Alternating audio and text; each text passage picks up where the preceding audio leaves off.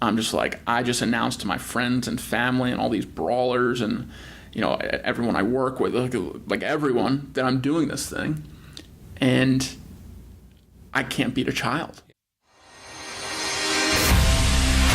Have you ever heard the phrase becoming the best version of yourself? Yeah, me too. But what does that even mean, and how do we become that person? I'm here to help you navigate through those questions and come up with actionable steps in order for you to live your best life. We've got to discover what we want. We've got to figure out a plan on how to get there, and then we have to go. We can't just sit and wait any longer. Life won't wait on us. So come join me on this constant journey to become the best version of yourself and to find your best you. I'll see you on the other side. All right, what's up, everybody? Welcome back to Nick Carrier's Best You podcast. I got the one and only Matt Thomas with me here today, and I'm super stoked to have him. Met you back in college and everything with the Bulldog Brawl, and the way I want to start today is I think your story of how you started the Bulldog Brawl and why you started is super cool. So I want you to go ahead and just kind of start about how you got about going with the Bulldog Brawl and everything like that, wherever you want to begin. Sure. Well, I'm really excited to be here, excited to reconnect with you after, I think, one of the last times I saw you, you were actually in the ring for, right. for Bulldog Brawl. So really cool. Thanks for reaching out. Yeah. So Bulldog Brawl it was kind of how Brawl for a Cause started. And Brawl for a Cause now is a nonprofit. What we do is train, equip, and inspire everyday people to fight for what they believe in. And it has become it was a passion project, and it's become my career and my mission. So the way it started is a little funny. So I pledged a fraternity. The fraternity that I pledged at Georgia was Kappa Sigma. And one of the big reasons why I picked that fraternity is they were planning a interfraternity boxing event. And the way that it was explained to me just sounded like the coolest thing ever. So I didn't know if I wanted to fight in it or help plan it, but I knew I wanted to be involved. And my big brother in the fraternity was also the president. He was the main guy kind of spearheading this project. And so he and I started working on it. And about a year into working on it and me being in the fraternity got in some trouble. And we were kicked off campus, our social calendar was revoked, and this event that we had been working on kind of died with the fraternity. And I was bummed out, but there was other things to do on campus, so I got involved in student government. I got involved in a philanthropy called UGA Heroes, and I worked my way up to the executive board of that. And one day, it was about 10 of us on the board, and we were sitting around a table and we were kicking around fundraising ideas. And when it got around to me, I said, well, what about a charity boxing event? We're called Hero. We could be a hero for these kids by literally fighting for them. And people liked the idea, so they said, okay, like, what would we need to do this? And I was like, well, I've kind of done a lot of the work already. Like, here's some stuff that we need. And they said, okay, we'll get us a budget and we'll talk about it in our next meeting. So I went out, I figured out what a budget would be. I figured out dates for the Georgia Theater, which had just reopened from burning down the previous year. And I talked to about 10 people that said that they would be interested in fighting in this thing. So I came back to the next meeting and I was like, hey, here's my event model, here's how much money I need, here's some potential dates, and here's some people that are ready to compete in it. So I thought it was like an easy, yes, let's go. And they said, well, we talked to our national organization based in Atlanta, and we don't know if we want to take on the risk of a combat sports event, and we're not sure how it looks, and maybe this isn't such a good idea. And I was pretty bummed. And I said, okay, is this like a never thing? They said, well, maybe next year. I was like, I don't want to wait till next year. So I got permission to go and try to do it myself. And basically what I said was all the money will still go to UGA Heroes. It just won't be under the Hero umbrella. It'll be me taking on the risk. It'll be me buying the insurance, me supporting the sanction, recruiting the fighters, getting the date, all that stuff. So that's what we did. We set the date for about 3 months out and booked the Georgia Theater, put a ring on the stage. We had 44 people fight in the first event, 22 bouts. We raised $12,000, which was $1 for every child affected by HIV/AIDS in the state of Georgia, which is what Hero benefits. And that experience completely changed my life. I took an idea that I didn't come up with. Yeah. That people have been doing fraternity boxing events or charity boxing events or whatever for a long time, but there was still an idea point of this process where it hadn't been done at Georgia yet. Yeah, 100%. And then I walked through all the steps of making that vision a reality. Yeah. And what I want to ask you, why do you think that you were able to take on the risk yourself, or willing to take on the risk at yourself, and had the faith that you were going to be able to make it happen? Well, two things. So before I actually put down a deposit for the date, I talked to a few potential sponsors. Yeah. And one was Omni Club. And I walked into Omni Club, and I told myself, if I get $1,000 from Omni, that's more than enough for the deposit, and that's a good sign that Right. I'll be able to get other sponsorship money, and that I won't just rely on ticket sales, because that's kind of the risky part of events is you're relying on people showing up. No one shows up, you don't make any money. You're going to lose money, or you can't do it again. Yeah. And so I walked into that first pitch with Omni, and the manager of Omni said, "We want to put our name on this. We're starting a boxing program, and this is a perfect way to announce it." It's right around the same time. Our first event was January 21st. They were opening it in January for like New Year's resolution type people. So they're like, "We'll give you $2,500 and we'll be the title sponsor." Oh my gosh. And that basically covered my overhead. Yeah. So I was like, okay, I'm a huge Alchemist guy. Yeah. I hadn't read the book at that time, but I read it afterwards and realized that moment was that beginner's luck moment. Yeah. And a good omen. And so I was like, okay, here we go. And I had a few friends help me out. UGA Heroes still helped get the word out about what we were doing. But it was mostly my friends or friends of friends that signed up to fight. So I knew basically everyone in the event. Yeah. And so when the event rolled around, I watched my friends fight each other. Yeah, that's hysterical. And some of them did really well. Yeah. Some of them didn't do so well, and kind of got their butts kicked, and had a little bit of guilt about that. So after the first event, it was this amazing moment of people lining out around the corner to come into the Georgia Theater to come to an event that, started, and it was just this kind of surreal moment. And we got front page cover story the next day of the Athens Banner Herald, and my mom called me crying because I was interviewed on local news and all this stuff. And the week after, I was like, I'm never doing this again. Really? Cool, one and done. I had the experience. I have some of this weird guilt kind of stuff because my friends kind of got their butts kicked, and it was just, it took so much out of me to do that event. I lost my girlfriend. I basically didn't do anything with school or social or anything. It was just it was all encompassing. So I was like, I can't do that again. Yeah. So how did you come from that place of being kind of down on yourself and being so worn out from that to being able to pick yourself back up and being like, let's do this again and grow it even more? It was others. Others believed in the event. They wanted to fight in it. They wanted to help volunteer, and they convinced me to do this again. It was people like Duff Finney, who I know you know, who said, I may not fight again, but I want to help you. I want to help you do this again. Yeah. And having help, it spreads the weight out amongst more shoulders. So it's that helped a lot. And then the other thing that really helped was I decided to fight. I decided to put myself in the shoes of the people that were in the event to make sure it was a good thing. And I hadn't fought at that point. I'd been training a little bit at Ramsey Center. And, I started training at Omni when they became a sponsor, but I really hadn't tested myself in this way yet. So I signed up to fight. I trained for about 8 weeks and lost a bunch of weight and stopped drinking and all that kind of stuff. And was probably in the best shape of my life, at least until recently. Yeah. I tried fighting, and the short version of that story is in the first round I dislocated my shoulder. Yeah.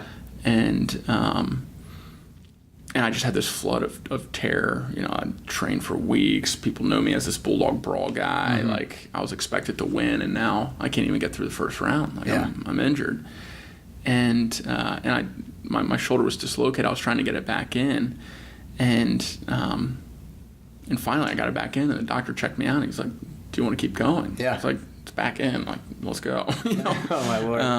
And so I got my butt kicked for most of the fight, but in the third round, I kind of pulled myself back together. He had worn himself out. I got 2 knockdowns, and I ended up winning the fight. Oh, wow. And so after that fight, I was just like, man, like I learned so much about myself in those 6 minutes. Yeah. And I know everyone won't have the same kind of experience that I had, but if I can at least create the space or the opportunity for other people to learn more about themselves through boxing, then I think it's a good thing. Wow. I think I want to keep doing it. Do you think if you would have lost that you would have had a different outlook on the whole thing moving forward?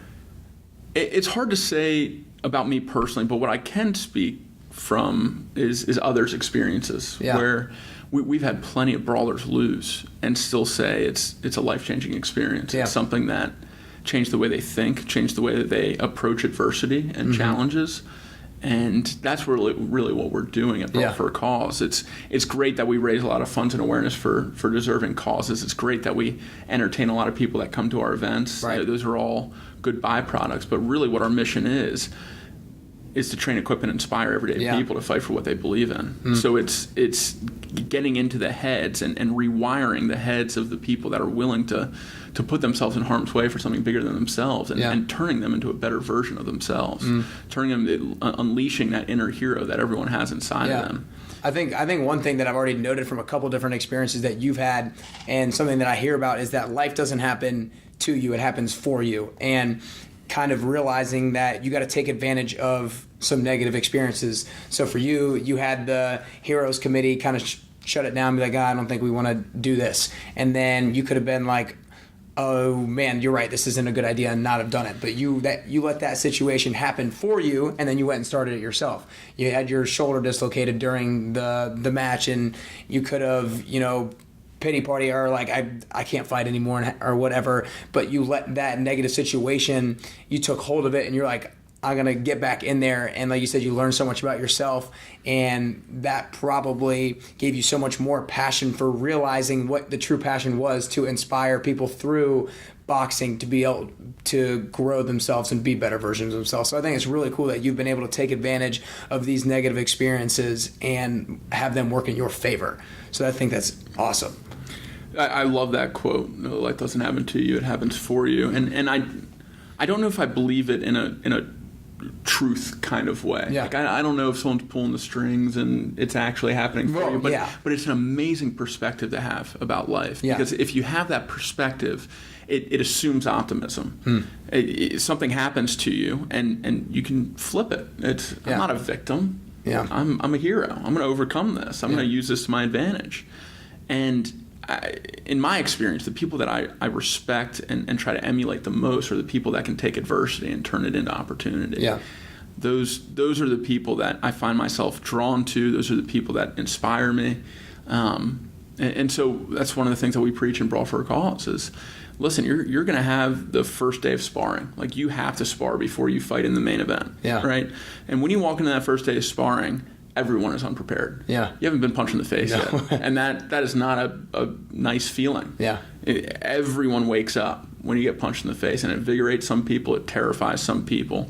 But regardless, it's all about how you respond to that punch in the face. Yeah, and I kind of want to speak a little bit towards my experience, because I fought in the Bulldog Brawl. What number was that? Do you know if it was the second, third? Was it 2013 or 2014? 2013, I believe. It's the third event. Okay, gotcha, cool. For me, it's funny because I wrestled for 2 years growing up, 7th and 8th grade, and I always had this.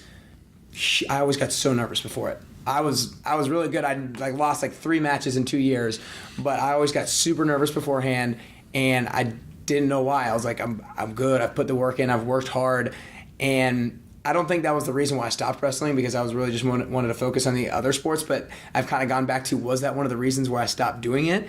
And I think just having all the spotlight on me and having everybody on me and not being able to rely on any team was something that I maybe had a little bit of a fear of. And being able to step into the ring, having had no experience with boxing and not being able to have confidence behind that. I knew I was in shape and could probably outwork a lot of people, but being able to overcome that fear and stepping into the ring into something I'd never done before was something that I definitely kind of found and resonated with me going back to that wrestling thing. So I think that was super cool, and it was able to empower me in that way. So that's awesome.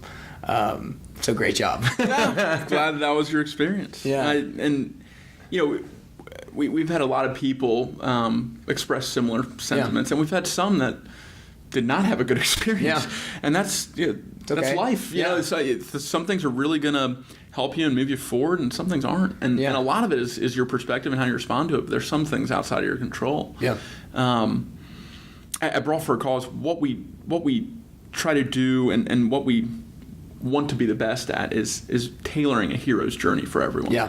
So cool. we want to create basically a real life video game where you sign up for this quest, and every step of the way you're departing from these old comforts. You're sacrificing things that you're used to. You're disrupting your normal routine to wake up earlier and work out, to get punched in the face, to voluntarily, and do it in front of your friends and your family and coworkers and all the people that support your cause. That's a scary thing. So inevitably you're tackling fear, but we're here for you. So we help train you. We pair you with a mentor, someone that's been through the Brawl experience before, that can speak from experience, and after you go through that training, we start introducing some trials for you. So the first time you make fundraising calls, it's a scary thing. Oh, for sure. Hey, I would rather get punched in the face 10 times than make one call asking people for money. It's a tough thing to do. Yeah. But that's part of the Brawl experience. It's more of a fundraiser than a fight. Yeah. So, we're training people to get outside of that comfort zone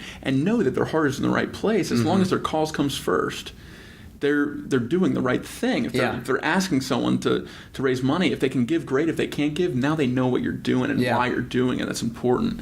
And so, the fundraising call is a trial. The first sparring day is a trial. Yeah. We introduce these trials where it starts to build up. Yeah. And kind of callous your mind, but build up this confidence. Yeah. And you're resilient to more of those things that come up in life and in Brawl for a Cause moving forward. Exactly, because eventually it parallels to life. Yeah. But in the moment, you're just like, this is hard, and I got through it. This is hard, and I got through it. Mm-hmm. But you're building up that momentum going into the main event, that main day.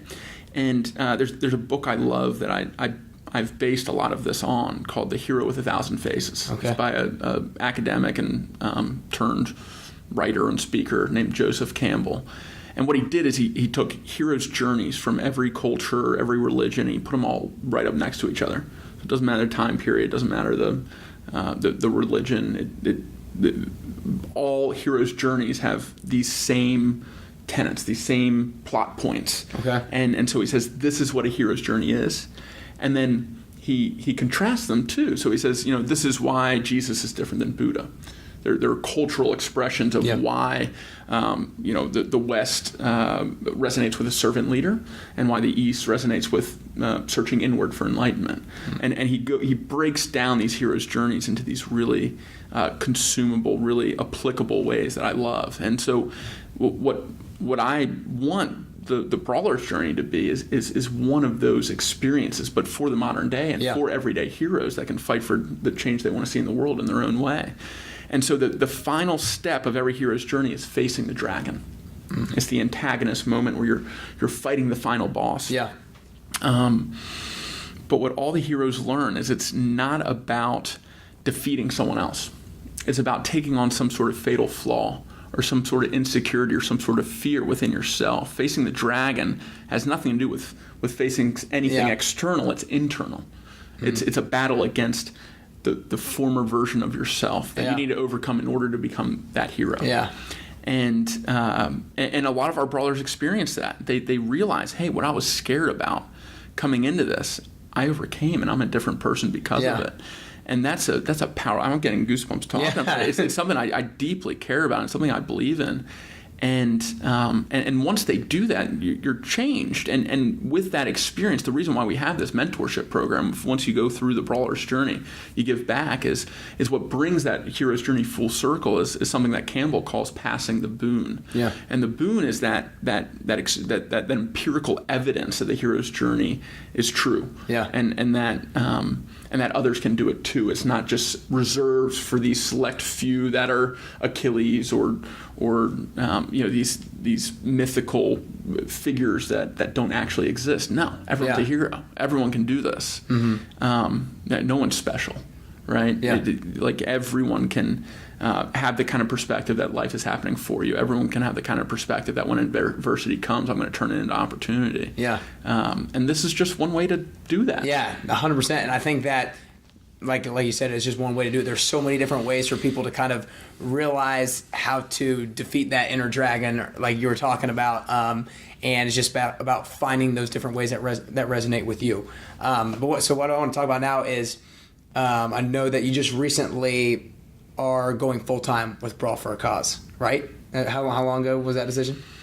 It wasn't until our most recent event that that could even be an option. So the board meeting we had after our most recent event, the board set a salary for me for the first time in the 6 years that I've been doing these charity boxing events. And that has allowed me to put more of my time into Brawl for a Cause. Okay, gotcha, cool. So what was making that decision to go Brawl for a Cause full time like? Like it's definitely, it was probably risky and probably had a little bit of fear behind it. So what was that making that decision like, and what pushed you to finally making that full time decision? So I mean, ever since the first event, I've been trying to quit Brawl for a Cause.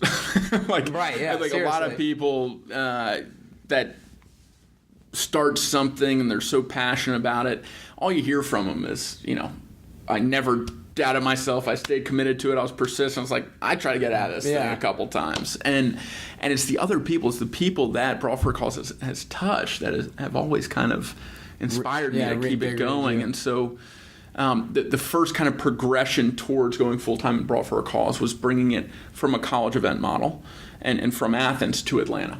Because that was the jump that I made in my personal life. It's like now I was living in Atlanta. Now I was starting my career, and I thought, okay, Brawl for a Cause. Maybe someone like you or Trent or someone could help run it, and maybe I could still be involved in some way for the college event. But I can hand off the torch and be done with this. That didn't happen.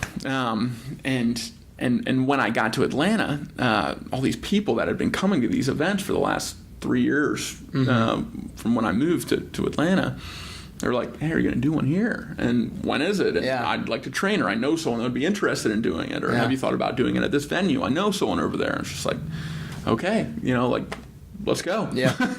So the first big step was planning our Atlanta event. And what we did was we changed the college event model. So instead of one big event benefiting one cause, which was UGA Heroes for the first couple events, we allowed each fighter to choose their own cause to fight for. So now it wasn't about us as the organizers and what cause we cared about and all these people fighting for us. It was about them. It was about what was in their heart, what had affected their lives or their families' lives. That was the inflection point. That was when everything changed, because from a business standpoint, we were planning events for UGA Heroes, which is one community. And so UGA Heroes would help us sell tickets. It would help us fundraise. And at the end, UGA Heroes would get a big check. What happened when we allowed every fighter, every brawler to choose their own cause is now that same effect that we had with UGA Heroes was multiplied by 20. So we had 10 fights, 20 fighters. We had 20 different causes that were helping us sell tickets, helping us fundraise, that were there and going to get a check at the end of this experience. So now our marketing, our network marketing, 10, 20, 30x'd because now everyone had a lot more incentive to be involved in the event. So from a business standpoint, the model became a lot more viable. In the college event, we were raising dozens of dollars for charity because college kids are on a budget. They're living off their parents. They can spend a $10 ticket to come to an event. Maybe they'll donate $5 if their friends in it, but they can't do much more. In Atlanta, we're getting real jobs, real paychecks. You can start to spend $50 on an event, $100 on an event. If one of your buddies is in it, you really want to support them. You might donate $100. You might donate $200. So the numbers start going up. So our impact starts going up, which means more people getting interested, which means more causes want to get involved, which means more people want to sign up to fight for those causes. And it just propagates. It gets that snowball rolling down the hill and turns into an avalanche. And so when I saw the potential of it, in Atlanta, the way I started thinking about this changed. It started out as a college side project. I was fun to put on events in the biggest music theater in Athens, and my social life kind of changed as a result. More girls wanted to talk to me. I was doing it for good reasons, but some of these like byproducts, not so good reasons. And in Atlanta, that shifted. I started realizing how many lives we could touch, not just through the people coming through the event, but how these causes could benefit from the funds and awareness of a philanthropic entertainment collision of this event experience. So we built up some momentum in Atlanta. We had our first event at the Grand Hyatt, our second event at the Westin at Lenox, and the fundraising totals just kept getting bigger. And our main event in the Westin event in 2016, a guy named Sam Koenigsberg won the fight. And after the fight, he told me that he wanted to come onto the board for the Brawl and help me scale it, help me build it. And Sam's background his schooling was similar to yours. He did finance. And he went into BlackRock after school, so largest asset manager in the world. And he became the youngest vice president at BlackRock when he was 30, or before he was 30. And so his skill set was the opposite of mine. I mean, I studied history and comparative literature. I like stories. I like storytelling. I can do a little bit of sales, but like I look at a spreadsheet and everything dances around. Right. I don't have that kind of mind. And so he was the missing link. Okay. He was what could balance me out, and he believed in it.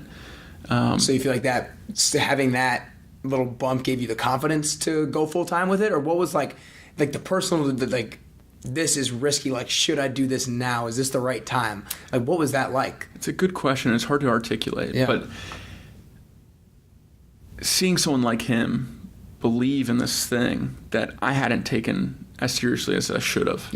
And see a vision for the future of Brawl for a Cause that was bigger than my own completely shifted my perspective towards it. And knowing that I had shortcoming that would stunt the growth of Brawl for a Cause. Things like not knowing how to do a financial model. Things like not knowing how to replicate a model in other markets or think about other alternatives to expanding. Basically, just all this business experience that I was lacking was in this other person that had a bigger vision for my thing than I had. And it rocked my world. And he was part of an investment group called Rise Ventures that had a connection to Mercedes-Benz Stadium. And they had purchased a field-level suite. They had great connections to the event staff over there because they wanted to host their own events. And so they facilitated the communication between Brawl for a Cause and Mercedes-Benz Stadium to have our 2018 event on the field. And we contracted to be the first combat sports event on the new field where the Falcons and United play. And it was this time last year that we signed the contract. And I think back to that, and first and foremost, I had no idea what I was signing up for. And I may not have done it had I known. You were. Because working with an organization with so many people working under that umbrella, because Mercedes-Benz Stadium is owned by Arthur Blank Sports Entertainment, which also owns Falcons and United, and so they just have a massive team. They have an army, and they're protecting the piggy bank of a billionaire, and it's just me and Sam and some volunteers. I'm absolutely fascinated right now in something very in particular. Like you said, ever since that first event, you've been trying to find kind of a way out of it. You've needed other people's passion to kind of reel you back in and reinvigorate you and light that fire. Why do you think that was? Like, why did you not have the confidence in it, or maybe the confidence in yourself to make it happen? Like, why did you need other people to light that fire for you? I saw myself doing other things. I grew up wanting to be a lawyer. I went to law school. I ended up withdrawing in a large part because of the success of Brawl for a Cause. I went into tech entrepreneurship working in this building where we are, Atlanta Tech Village, for a company called SalesLoft. Left them to join another company called Roadie. Both startups did extremely well. SalesLoft, I mean, they're at like 300 employees now. Roadie's doing business with Macy's and Home Depot and Delta. They're doing extremely well. Mm-hmm. And I was an early employee at both. I could be riding those wagons off into the sunset. Yeah. Just, and I guess my ego, my you know what, I think it's that almost like society, not like I'm trying to figure out the best way to verbalize it, but like maybe society just thinking that you were supposed to go do something else and not really realizing that and giving yourself the permission to go after this thing. Look, being a lawyer's sexy. You know, I grew up playing chess, and I saw being a lawyer as playing chess in a courtroom for the rest of my life and getting paid really well to do it. Yeah. And then being a tech entrepreneur, especially in our generation, is like the top of the pyramid. Yeah. People want to be Jobs. People want to be Zuck. You know, like it's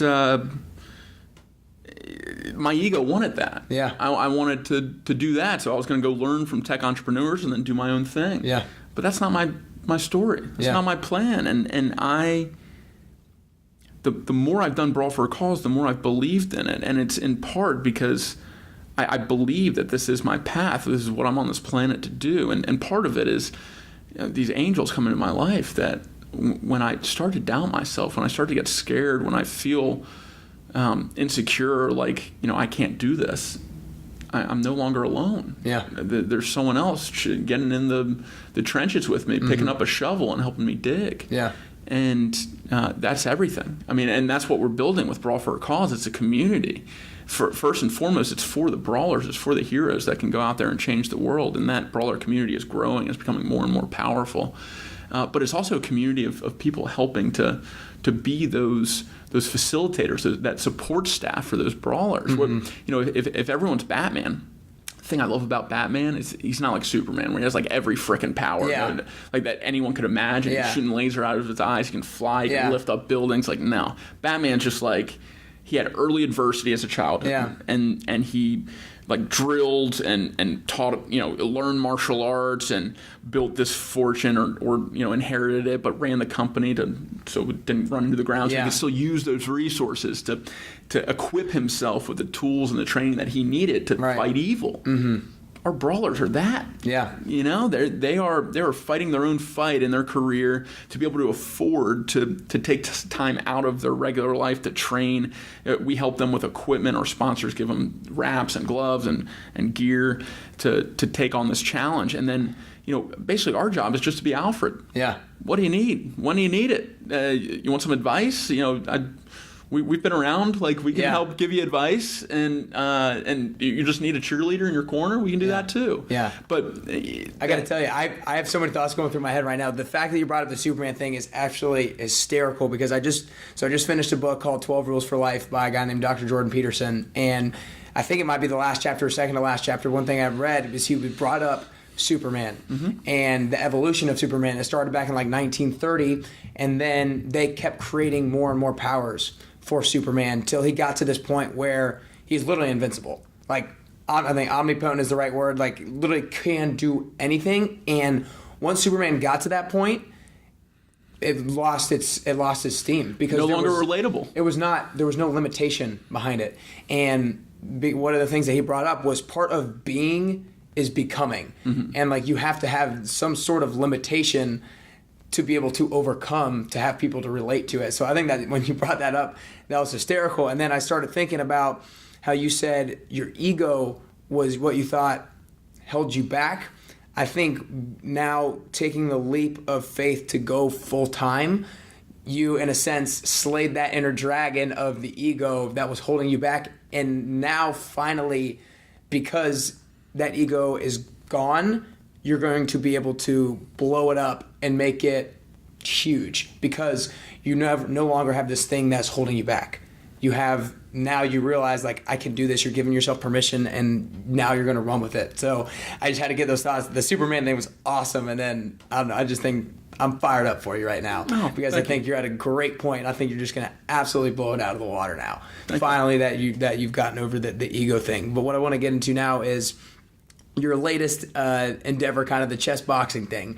And you told me before the interview that you had this universe moment, if you will, that you realized, like, I need to do this. So I want you to talk about that moment and why you knew you needed to do it. So, first of all, what is chess boxing? Yeah. There you go. So chess boxing, a lot of people think chess, it's actually the board game chess combined with the combat sport boxing. Okay. And the sport is alternating rounds between the board game chess and the combat sport boxing until there is either checkmate or knockout.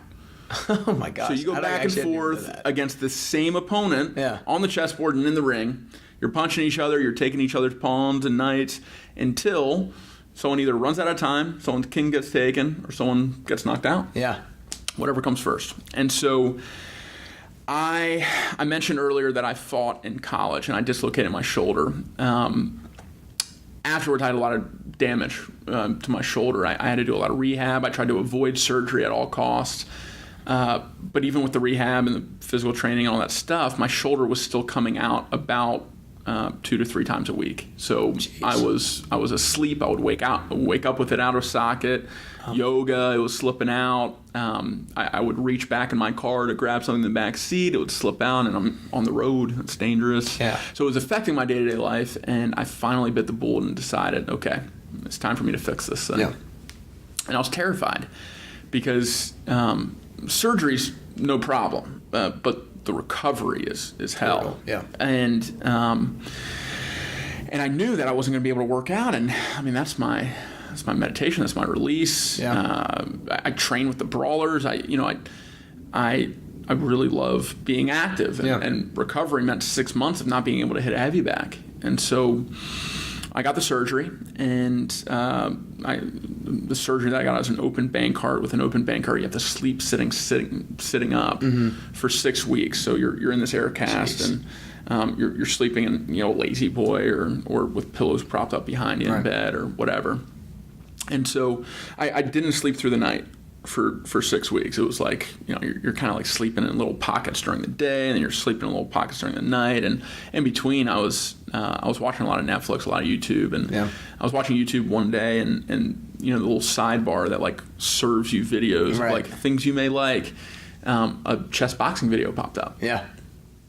And I remember seeing it. I was like, this got to be like a spoof, right? Like something made up. So I'm like, whatever. I'm not doing anything. Like, I have nothing but time to kill. Like, I'll click on it. Like, check it out.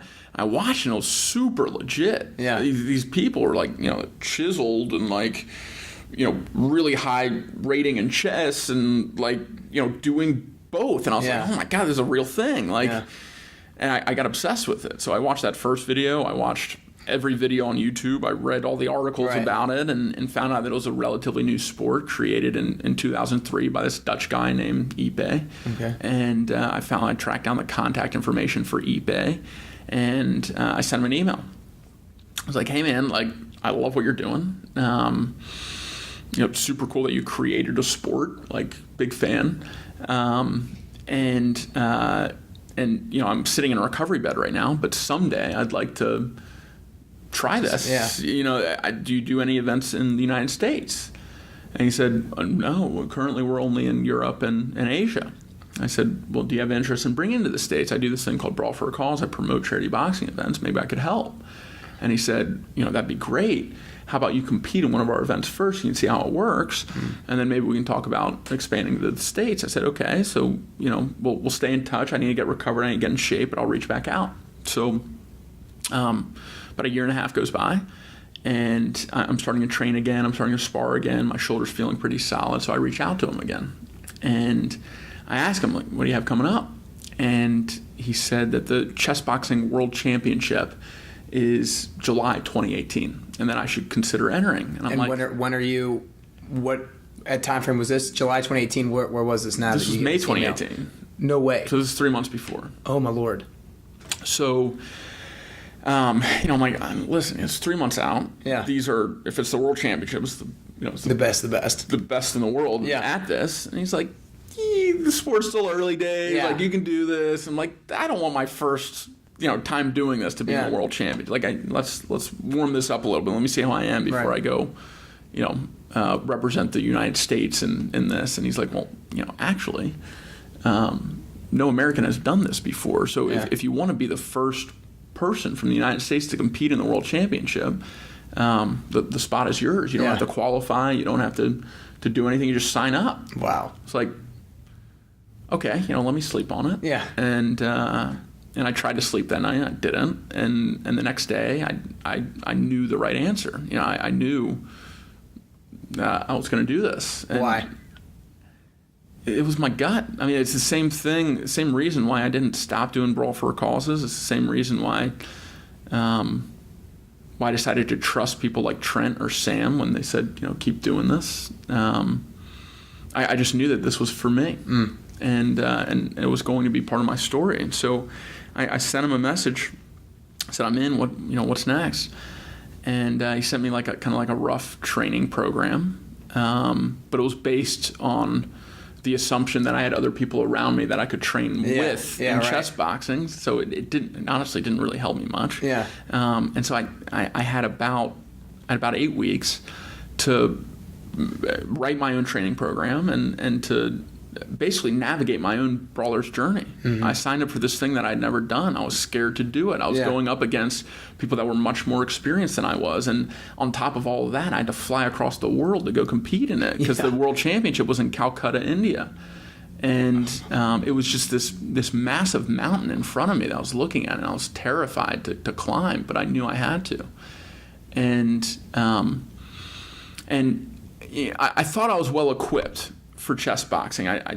Boxing had been a passion for about 6 years at this point since starting Brawl for a Cause, and I had grown up playing chess. My mom had me in chess club when I was a little kid, and I played in tournaments until I was 11. So I was like, I'll just shake off the rust. I'll be fine.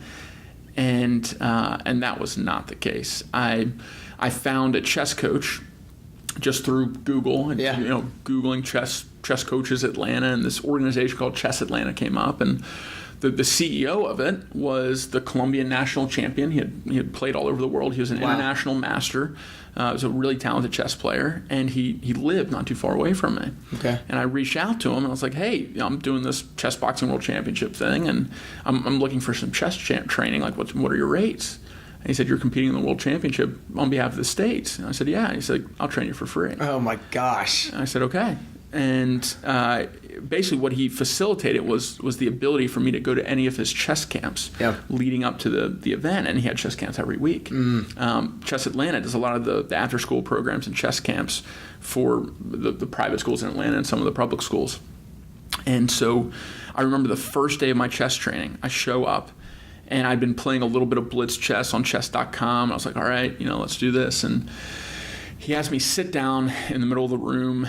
I have a chess timer, 5 minutes on each side. So you have 10 minutes to play the game, but each player has 5 minutes to play their half of the game. And if either of you run out of time, it counts as checkmate. So it's just as important to manage your clock as it is to manage your pieces. And there's about 20 kids in the chess camp, all ages 8 to 12. Okay. He has me play every single camper in the chess camp. Yeah. I don't win a single game. Oh, my Lord. So I have distracted 8-year-olds that are like looking around the room, watching the game that's happening next to ours, destroying me. 8-year-olds. Checkmating me. 8-year-olds. And you're how old? I'm 28. Oh, my gosh. And in 8 weeks, I'm flying to India to represent the United States against other grown adults in chess boxing. Yeah. So, I stay for about 3 hours, and I lose every game. And I walk out to the parking lot, and I sit in my car, and I cry. Yeah. I'm just like, I just announced to my friends and family and all these brawlers and, everyone I work with, like everyone, that I'm doing this thing. And I can't beat a child. Yeah. I'm so screwed. And so, I pull myself together and I go home that night. I'm thinking, and I'm like, there's definitely a way out of this. I can get injured. I can have some sort of conflict with business or family or whatever. I can back out of this. I can get out of this because I'm clearly not prepared. I'm not going to be prepared. I let fear in, right? I let myself give in for a little bit of just like, screw this. Yeah. Like, I'm clearly not cut out for this. And that was the first wall I hit, and it was on day one. Yeah. The very first wall I hit. And I was about to turn around and walk back to where I started. But what I decided to do instead is keep going, like find a way over the wall or under the wall or walk around it or whatever. When did you make this decision? When you're sitting in the car? Like, when do you know that? Back at home that night. Okay. Yeah, my mind was racing with all these ways I could get out of it, but I made the decision to keep going. And what I realized is that every brawler that signs up hits that same thing. Whether it's the first day of them training and they're puking in the trash can because they had no idea what boxing training is, or it's the first time they spar and they get popped and they don't like how a punch feels to the nose. Right. All of them hit that moment where like, I'm definitely quitting. Like, I'm going to call Matt and I'm going to tell him, sorry, I'm out. And all the ones that get to the day of the event push past that. And if I'm going to lead this organization, if I'm going to train, equip, and inspire those people, I need to walk the walk. Yeah. I need to fight the fight. I can't just talk the talk. Mm-hmm. So, that was the first wall. But I knew after that more walls would come. Yeah. And I'd get over them. And so chess training kept going. I put 6 to 8 hours a day into chess. Every day. There's no substitute for time input. There's no substitute for repetitions. Yeah. Anything you want to get better at, doesn't matter how much you suck. Just keep doing it. Yeah. Keep doing it. Watch people that are good at it. Put yourself in situations where you're in over your head and keep going. Mm-hmm. Like, there's nothing you can't get better at. Yeah. So put the repetitions in for chess, got in the best shape of my life, stopped drinking, actually watched my diet, never watched my diet. Yeah. And just saw instant progress. Just little tweaks made all the difference in the world, and how far I could run, how hard I could hit, how much I could focus on the board, all of these things. And so, I go through this 8-week journey, and I just feel like a different person. I unleash this version of myself that I'm now addicted to. Yeah. I'm completely in love with. And I go over to India. And what I came to find is the challenge was in those moments in the parking lot or the sparring sessions. The tournament itself, it challenged me in some ways. I'm in a foreign country. I'm watching out for food that could, tear up my stomach because it's India and the water's bad. Yeah. And anything that's washed, it's dangerous. And, the sleep schedule is off because you're on the other side of the world. There's these other minor challenges, but it's all stuff you've already dealt with. Yeah. The culmination of the hero's journey, when you face that dragon, you face all your trials again. But this time, when you face them, you've already navigated them. You know how to mentally and physically and forcefully push past them. Yeah. And then, kind of the climax of the whole experience is the finals. And I got matched up against this 34-year-old dude. He was actually the boxing coach for the Indian chess boxing team. So he had a lot more boxing experience than me. And going into the event, especially after that first chess camp experience, I thought boxing was going to be my strength, and I was just going to have to kind of survive in chess. But, this guy was stronger than me at boxing. He had a way more experience. And I didn't know this until the first round, but he came out as a southpaw. So, even most of my training against regulars, it didn't really help me. Yeah. Thank goodness Trent Gant is a southpaw, and I got a few sparring sessions in with him. But, he came out as a southpaw. He had more experience, better timing, better defense, and so I had to beat him on the board. And I remember I got a little bit of an advantage in the first round. I was up a piece, maybe a piece and a pawn, and going into the first boxing round, I was like, all right, I just got to survive. Yeah. I just got to get through this. And he probably won that first boxing round. He landed more shots. He countered me more effectively. And there was one shot. It's the hardest I've ever hit anyone. And it was right before the end of the round, literally like 2 seconds before the bell. Mm-hmm. And I caught him just like right above his jawline, like kind of close to his temple, threw a right hook. And I remember looking into his eyes and seeing that just for a second he wasn't really there. Yeah. He left and he kind of came back to, and I saw a look of fear, and And then the bell rang, and I was like, okay. I go to my corner, I take off my gloves, I start doing my really slow, really deep yoga breaths to calm myself down, get my heart rate down, get my adrenaline down so I can refocus on the board. And we sit back down at the board, and the referee hits the timer, and he says, play. And it's my opponent's turn. And he picks up a white piece, and he moves it. And there's video of this, and I watched the video. It made me crack up, but I'm bewildered. Yeah. I look down, I'm like, he just moved the white piece. Like, I thought I was white. I look down, I'm like, I'm definitely white.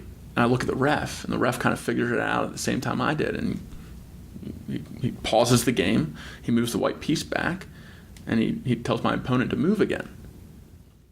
Picks up another white piece, and he moves it. And I'm like, oh, this guy's messed up. Oh, like, my gosh. I was like, this is my chance. Yeah. Like, he has no idea what color he is. Yeah. Like, he's in trouble. Like, I got to end this quick. Yeah. And the ref pauses it again, moves the other piece back, tells him to move again, points to a black piece. He moves it. I move fast. Hit my timer, back in his court. He's taking a long time to think, makes another move. I move, hit my timer. 5 or 6 more moves, I have him in checkmate. Yeah, oh my Lord. And that feeling, it was a rush in the moment. Like, being present is like, okay, like, I won. Yeah. But what gave it all the context and all the meaning was that journey. Yeah, right. 100%. That 8 weeks ago, like, that you lost an 8-year-old. I couldn't be that 8-year-old. All of them. And I thought back to all the people that I sparred with. They're all brawlers. They're all people that have already gone through this journey that decided to give back and help me through mine. I thought about my coaches. I thought about these people that donated to my campaign where I overcame the fear of saying, hey, I believe in Brawl for a Cause. I want to keep doing this. Will you donate to help me do that? Yeah.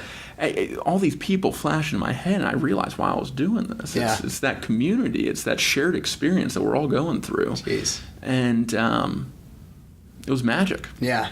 God, dude, that is cool. I felt when you were going through the story of the actual match, I felt like I was in the heat of it. I was like, oh my gosh, I could see his eyes just like lose and go to the back of his head. That is awesome. So the final 2 questions I always ask the same people. So right now you're 28 years old.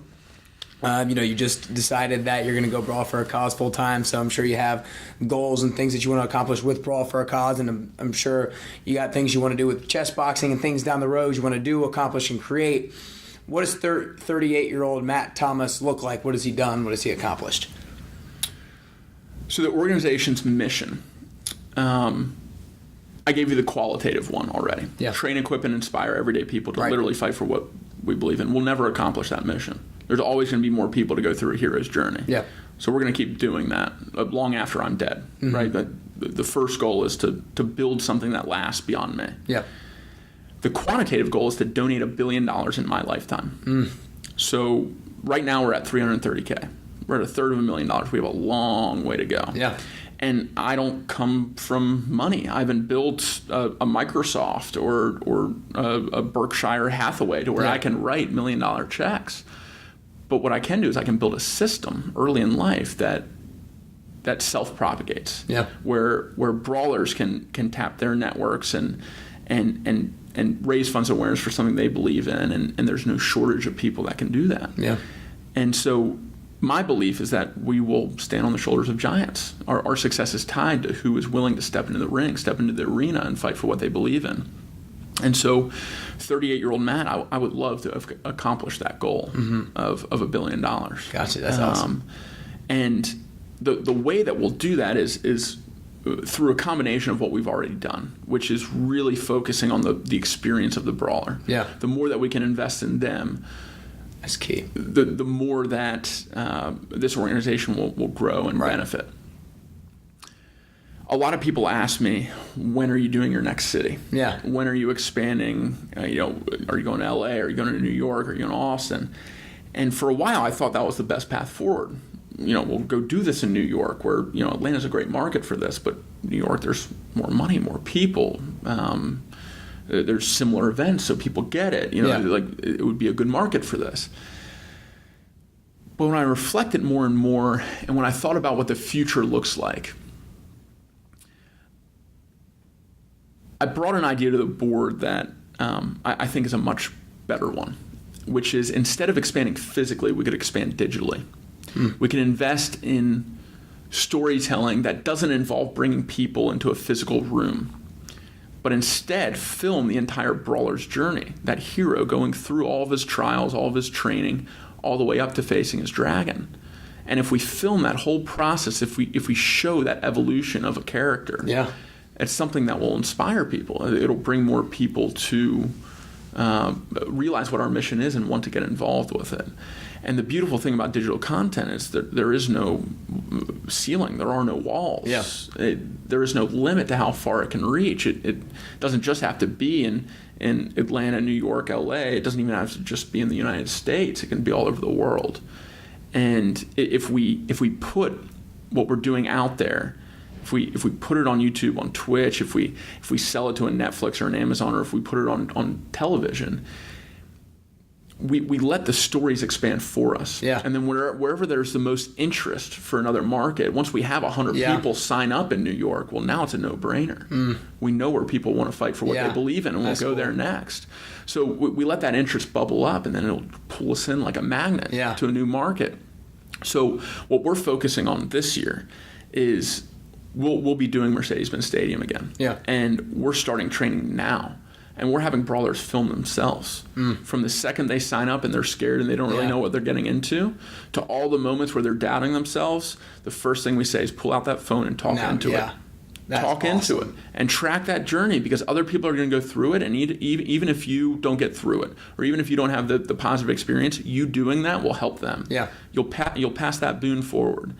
And so us investing in that digital content, I think, is our future. Gotcha. That's cool. Well, I want to acknowledge you for having that goal. That's a great goal, but I want to acknowledge you for being a storyteller and for being mindful of your own story and your own trials and tribulations that you've gone through, and realizing that was what you had to go through so that you could talk the talk and walk the walk and be able to transfer that energy to other people and have other people do that for themselves and be able to have all these stories out there, because I think it's going to be super impactful for people, because like when you had your doubts and you didn't want to move forward with Brawl for a Cause, you needed other people to kind of reinvigorate you and light your fire to keep going, and being able to see other people's stories is going to do that for other people when they're second guessing themselves and their own capabilities. So I think that what you're doing is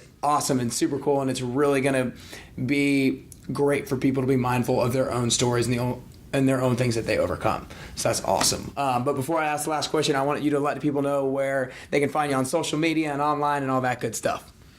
Sure. So follow Brawl for a Cause. It's at Brawl for a Cause, BRAWL for a Cause. Okay. It's the same on Facebook. So Facebook and Instagram are primarily where we put out content. We also have a YouTube channel that'll be ramping up with this next event. For me personally, I have a few alter egos on Instagram. I compartmentalize or categorize my content. So I have a travel account that's Matt's Mundo, so MATTS_MUNDO. And then you'll see some pictures from India with the chess boxing stuff, and from Thailand where I went after. If you follow that, and then I have a fitness account that's Matt Thomas Fit, MATTTHOMAS_FIT. So you can check those out if you're interested in me, but hopefully you're more interested in Brawl for a Cause, and you go follow those. There you go. And if you have any interest in signing up to fight for what you believe in navigating this brawler's journey, brawlforacause.com has that application. You fill out a form, you're plugged into our system. We'll start sending you some motivational content. We'll start sending you opportunities to train with Brawl veterans, with Brawl prospects, with Brawl teamers.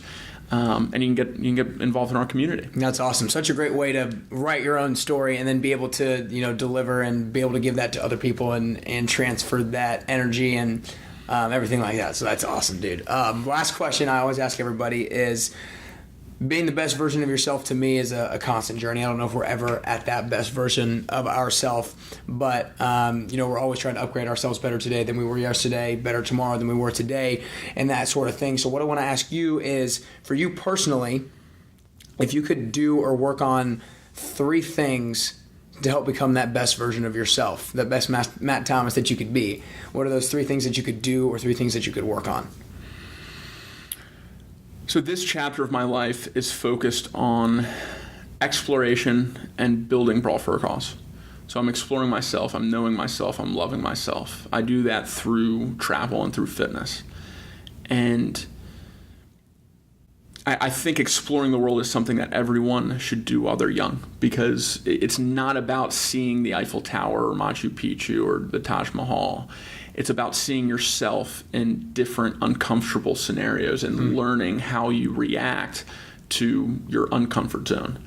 And that has been pivotal to my growth, my evolution, and knowing and loving myself.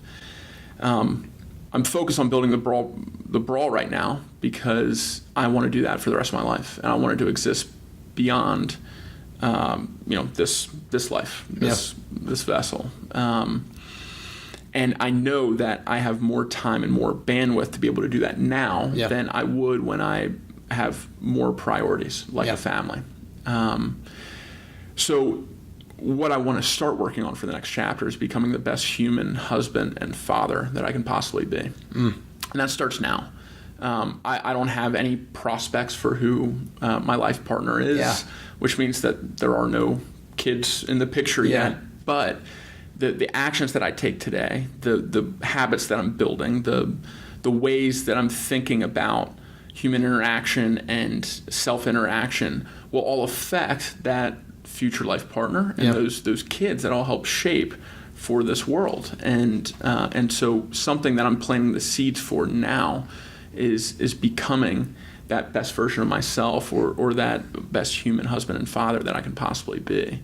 So that can be things as simple as learning how to cook. Yeah. People need to eat.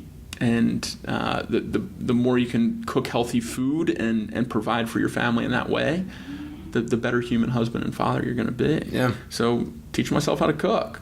It's easy. YouTube has everything. And I have friends that are chefs, and there are books out there like 4-Hour Chef where you can do it in a very like efficient min-max kind of way. So cooking is one way. Journaling is another. Knowing myself, knowing how to work through issues, having a life manual that you can look back on and say, hey, last time I was depressed, here's how I got out of it. Yeah. Or last time I was on top of the world, here's how I fell. How can I avoid those pitfalls this time? I think those are extremely important practices that everyone can put into effect today that will pay dividends for the rest of your life. Yeah. Awesome, dude. Well, that's all we got. I appreciate you coming in. That was awesome, dude. For sure. Yeah. Very good.